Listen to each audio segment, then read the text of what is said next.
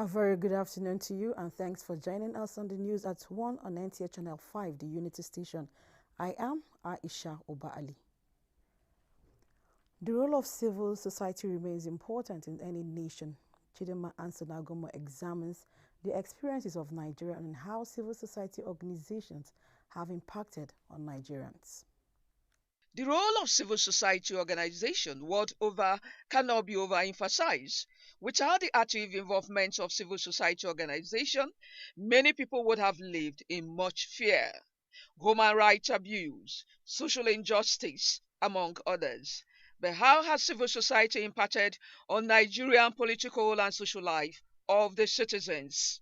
Inability of the members of the society to even recognize the role of the civil society, because most of them see civil society as people who have no work to do. They are just a noisemaker, whereas it's not like that. They are, in fact, the watchdog, of the society, and they checkmate a lot of government policies that are inimical to the people. They are doing their best, but they are also being infiltrated by some elements of elites who are also trying to coin certain things, because some of the decisions, some of the some of the actions they take, yes, the civil society, they sometimes put sentiment in that, and they are not supposed to. They're supposed to be neutral. How is the experience like in other countries of the world? Civil society in the UK, for example, is very engaged with the various issues that are happening within the UK and elsewhere. They have a number of options to do that. They could do that through, joining a political party, or they can do it through a number of voluntary organisations or charities. And I think that's something in the UK that there's quite a lot of people feel an obligation to do something with civil society or with a civil organisation. Civil society organizations are an important source of information for both citizens and governments, as they monitor government policies and actions, as well as to hold government accountable. Chidinma Ansonagoma, NTA News. In government's quest to deliver its mandate of credible services to the people of the Federal Capital Territory, interagency collaboration among service providers is key to getting results. This came to the fore as the General Manager of NTA Channel 5 Abuja, Ayo Adewuyi, led management of the station and courtesy call to the new Commissioner of Police, FCT, Babaji Sunday. Ilyasu Onuto Yakubu reports. A salute, bright smiles, a warm handshake, and signed dotted lines. These are vital recipes to a strong synergy. And this is what the management of NTA and police in the FCT are strengthening to enhance better service delivery to residents. Information and security is key to the growth and development of a people, and these two issues were the center of discourse between the stakeholders at the meeting, as the General Manager explained the essence of their visit. Just as the FCT Police Command is critical to the security architecture of Nigeria, so also is NTA Channel 5 is very critical to the operations of the NTA, the Nigerian Television Authority, because Channel 5 Abuja is the gateway to all network programs of the NTA. If there is any breakdown in NTA Channel 5, no network programs can go on. No program of the NTA can go on network, which means nobody can see any program all over the country. That tells you how critical NTA Channel 5 Abuja is. General Manager. The 28th Commissioner of Police in the territory, Babaji Sunday, says the collaboration is key to the success of the police campaign against negative elements bent on posing threats to security in the nation's capital. Since 2008, Call the Police, a security check program running on the live service of NTA Channel 5 Abuja, provided feedback mechanism for the police command, and CP Babaji Sunday says the command hopes to take the initiative beyond its present advantage. That the NTA Channel 5 have been our partners in progress. Not only on that Call the Police, but we have been of immense help to the command by projecting our image, our activities, our achievements. You have been doing it right from time. I don't know whether I would be selfish to say it's like government to government. Yes. Thank you for coming. We receive your messages with all sense of responsibility and will expedite action on them for the progress of the FCT, were the last words in the exchange of pleasantries. Ilyasu Onotu Yakubu, NTA News. Meanwhile, the right to access information is a critical component of freedom of press. But despite the legal framework provided by the Constitution for journalists to carry out their duties, they oftentimes lament the difficulties experienced in accessing information of public interest. Why does this happen? This is what Toibat Anifowoshi seeks to find out. Nigeria's Freedom of Information Act provides a legal coverage for journalists to access information. For this young journalist, it's becoming a daunting task to get relevant sources to provide information of public interest. A lot of people are very unwilling to cooperate. At times it feels like you are disturbing them, so you actually have to push to get what you want. Lydia Sampson is a veteran journalist who sometimes finds it difficult getting sources to divulge the necessary information for her stories. Not easy for journalists to especially get reports done that are related to investigation and all that. But if there are reports that will change the narrative of this country, there must be access. Some persons have argued that public office holders might decline access to information due to the provision of the Official Secret Act. This is another legislation which provides for the protection of official information. Is there a seeming clash between the Freedom of Information Act and the Official Secret Act? Freedom of Information Act opened things up, it tried to make things easy to get information, while Official Secret Act is just basically meant to protect the information that will expose the national integrity or national security of the Federal Republic of Nigeria. So we don't see this as a clash. Rather, those information that Official Secret Act has made provisions regarding of that cannot be accessible to the public have been adequately incorporated under Section 11, 14, 15, 16, and 17 of the Act.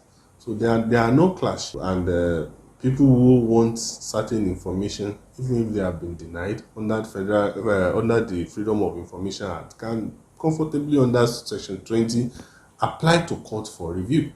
This public affairs analyst is of the view that, regardless of the legal framework available to access information, the ingenuity and resourcefulness of the journalist in question determines the level of access to information. There are instances where you are denied a certain information officially, but that same official that has denied you can volunteer the same information unofficially. So do you, in the event that you are serious about what you wanted, you can get that story off record unofficially. You can even pay to get information. These days people pay for information, and it's not against the ethics of journalism to pay for information. It is imperative for journalists to familiarize themselves with the extant laws available for them to access information, as this is a critical component of press freedom, which is an indication of a thriving democracy. In Abuja, Toiba Anifowoshi, NTA News. Now, Occupational Therapy Day is an international day set aside to awaken the consciousness of some professionals who need to take out time in their busy schedules to rest and socialize. Rosemary Motleng Bilal has the details. Occupational therapy is also observed to access a profession within the healthcare, particularly those with hazardous tendencies. An expert in physiotherapy explains that occupational therapy is the treatment of injured patients through the therapeutic use of everyday activity, which also helps the patient develop, recover, improve, as well as maintain the skills needed for daily living. Occupational therapy is an aspect of healthcare that helps people with physical skills and cognitive problems. My advice to organizations, media houses, is that there must be a time of refreshing. Patients who require physiotherapy speak. Na stroke, I'll be with for meantime. My son has had a brachial plexus injury from birth. We have been going for therapy since 2 weeks after delivery. Profession like journalism is one with occupational hazard, where an individual could encounter difficulties and stress, as well as lack the opportunity to participate in leisure. It is a very tricky one for the profession, and it can only be assuaged by the deliberate effort of the person himself, so that as the pressure mounts, you still are able to find some means of escape in the midst of that pressure. For this International Day, it's very important because it provides us that opportunity to be aware of the need to always create time to take care of your body and soul, because it is important to your productivity. They all advise professionals, especially those with busy schedules, to separate work and personal life. Rosemary Motleng Bilal, NTA News. Still on health, infertility as a health challenge, experts say, is caused by a lot of factors. Among them is past and immediate unhealthy lifestyle of couples. Serafina Okonemekwe completes the story. In Nigeria, once couples are joined in matrimony, it is expected that in 9 months, family and friends should gather for baby naming ceremony. When this is not forthcoming, the woman becomes object of mental torture and humiliation. Cases where we have what calls postpubertal psychosis because of the emotion built up when the woman eventually gets pregnant. She's overwhelmed by emotion. When she has the baby, she can go into some psychosis. God has already spoken it, that there should not be any barren amongst us. So if there is a problem, that means it can be corrected. We go back to the original purpose of God for creating man, to multiply. Infertility is responsible for lack of childbearing. Globally, the statistics given by reproductive health experts is put at 67% for women and men 33%. But in Nigeria, it is put at 10% for women and 25% for men. The social stigma has made some women go to the point of feigning pregnancy and secretly opting for adoption due to societal pressure, without also looking at the fertility of the man. These experts say it's a big deal. Like men that smoke, smoking has what we call sperm killers. Let me use that term, sperm killers. Has some chemicals that destroy the sperm, or even when there are sperm, gives the sperm abnormalities such as abnormal shapes. They can have a sperm that has no head or a sperm that has no tail. So all of this cannot effectively fertilize an egg. So that in itself is a problem. The physical body is given to you by nature. And by natural ordinance, nature has given you those type of food that you use to nurture, to nourish, to take care of the physical body. And if only you can just align with this law of homogeneity, naturally there won't be much problem, including these so-called fertility issues. According to Trado medical practitioners, in Nigeria, issues of infertility are rather seen as spiritual matter and should be treated as such. Again, taking of food and other substances that are not compatible with one's blood group oftentimes triggers allergies. Medical experts say the body is a product of nature and must be taken proper care of. Certain lifestyles such as excessive intake of alcohol, smoking, and release of negative energies, practices of unsafe abortions, and many more are the reasons for infertility. Serafina Okon-Omekwe reporting. He said that culture is hinged on the fundamental principle of the people, which cultivates general sense of responsibility among the community members. And this is the case of female genital mutilation, which many see as culture that must be sustained. Chindema Anson Agoma examines some of the issues concerning female genital mutilation.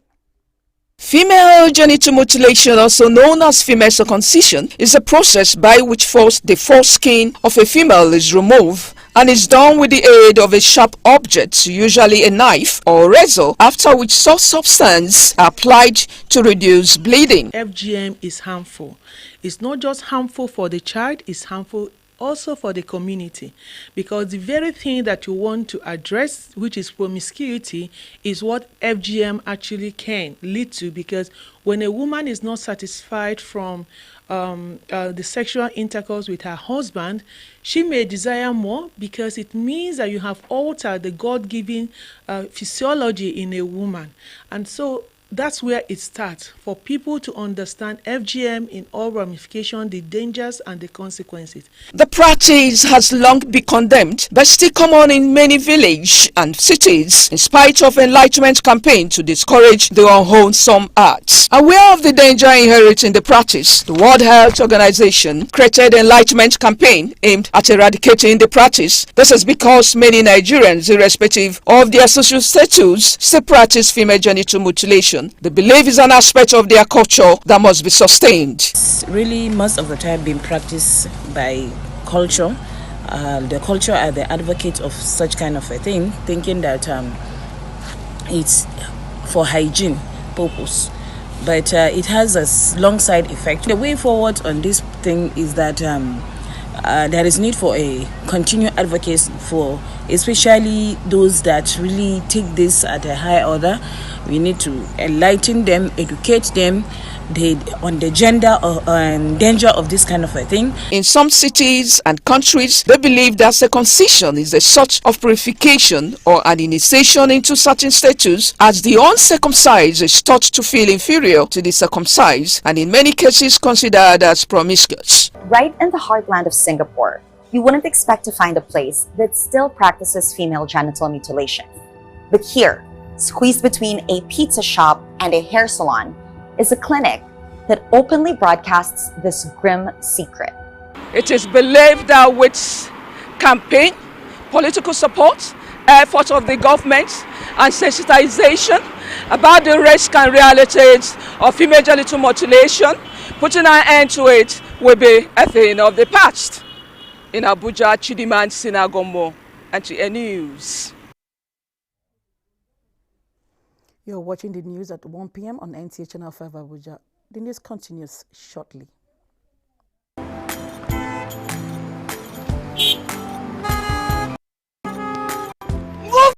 now! The red light won't kill you! Move now! To dey disobey traffic law, they cause accidents.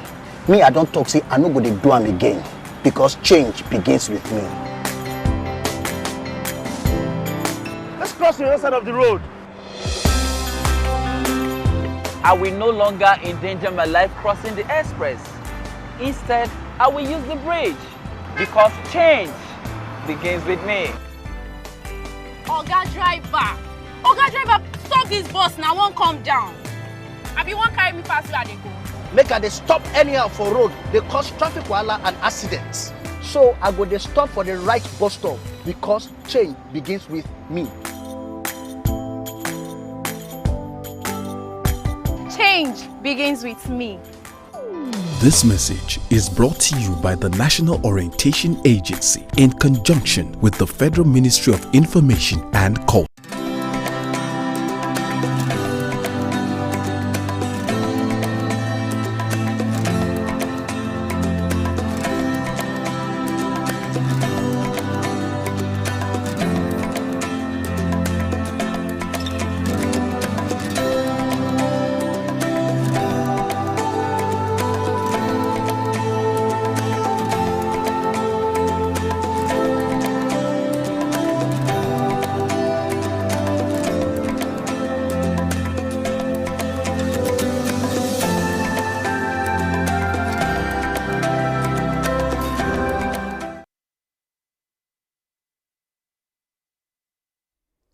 Welcome back.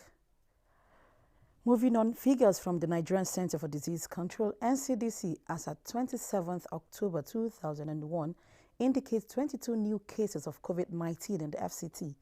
The number of confirmed cases stand at 23,199, while active cases now 2,008, and the number of discharged cases stand at 20,973, and 218 deaths have been recorded in the Federal Capital Territory. Skill acquisition by youth and women, especially those with no other means of livelihood, is said to be key to economic and income generation mechanism, as it has the capacity to address poverty and unemployment in any society. Ifeanyi Ezoba in this special report examines how acquiring skills can grow the economy of Nigeria.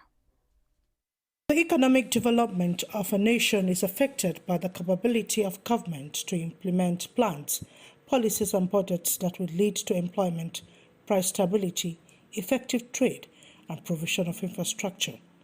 From the above, it is clear that government has greater role to play in terms of economic development. Therefore, in doing this, there is the need to harness the skill of its citizens through acquisition of skills for the growing economy. You know, there's something I say to people now, that if you can be hired, you can be fired. Even if you have a job that you do, you should have something you also do with your hands, just in case. Like when COVID started, nobody saw it coming. Some Nigerian youths who utilize their spare time learning one skill or the other have this to say. 3 months ago, I wanted to buy the shoe online. Okay. I saw to sell the shoe. I wanted buying it myself online. Okay. I got the price for 10,000 naira. Okay. So when they brought it, I discovered that the material is not what I really want to buy. So I had to reject it. Okay. So I requested for another one. That one was 57,000. Okay. You understand? So I now have to compare it. So when I made it, I was like, with the price that I used in making this, if I'm selling my home for 25,000, I will still have my profit. Creams, organic creams, herbal soap, perfumes, how to make different perfumes. The Federal Capital Territory Administration, through the Social Development Secretariat, has keyed into skill acquisition. Non-governmental organizations and even churches have also embarked on skill acquisition, which they say make their members to be self-reliant and build self-confidence, especially among women. Government, yes, they are trying their best. It depends on your own perspective. But their best can never be enough when you look at our population. So what the church is doing, in some other clients, is the government that is doing it. But the church, just like an NGO, so we are into this. And we have empowered a lot of people. Most schools now have also incorporated skills in their curriculum, and I'm glad that the Board of Technical Education is also taking that very seriously. NGOs are trying, bringing women out and girls to enable them to get some skills. All our youths, for the situation in Nigeria today, a multiple stream of income is much more better than just an income. There is no doubt that there is direct linkage between skill acquisition and economic development, as acquiring skills leads to self-employment and wealth creation. All these assist in the provision of infrastructure and government's capability to improve the economic, political, and social well-being of the citizens. In Abuja, Ifeanyi Ezoba, NT News.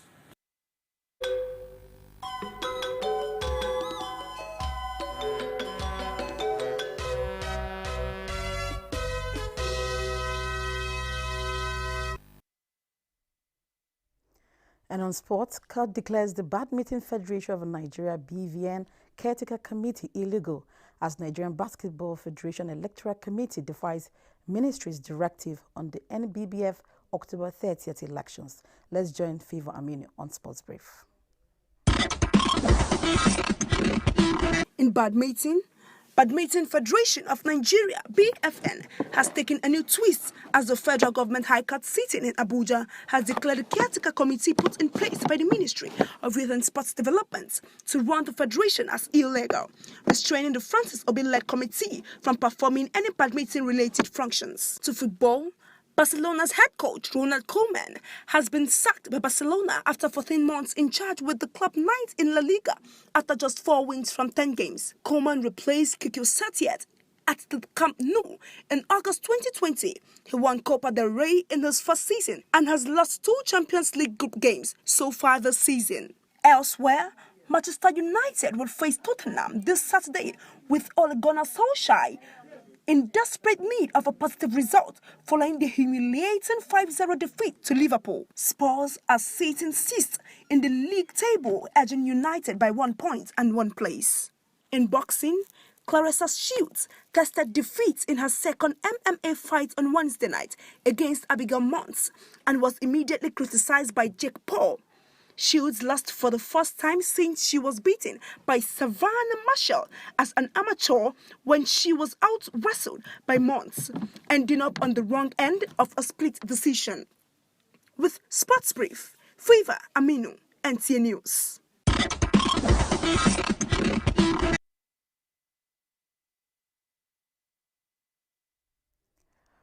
That is how we conclude the 1 p.m. news. A quick reminder that the Delta variant of COVID-19 is more deadly. Please adhere strictly to safety protocols to keep safe. Keep watching NTA. Good afternoon.